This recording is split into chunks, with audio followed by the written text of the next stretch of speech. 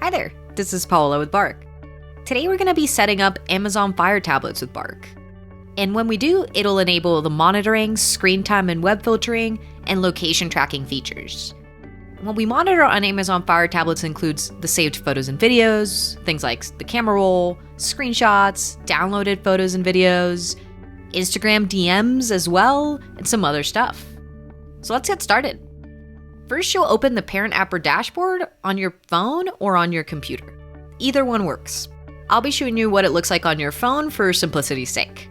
Tap on the top right plus sign, and then tap on your child's name. Then on Setup Monitoring or Setup Filtering, either one works, and then select Amazon Fire.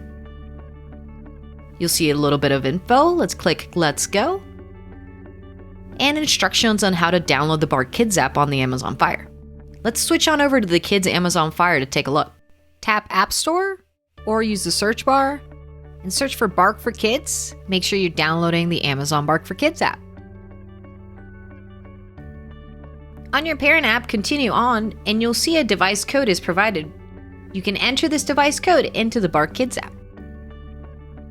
Tap Next on the disclosure screens.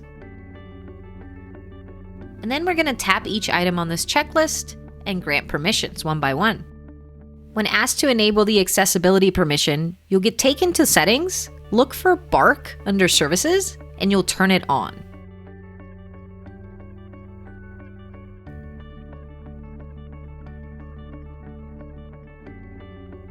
When asked about background location, you'll tap on Open Settings, and then on Permissions, then on Location, and select Allow all the time.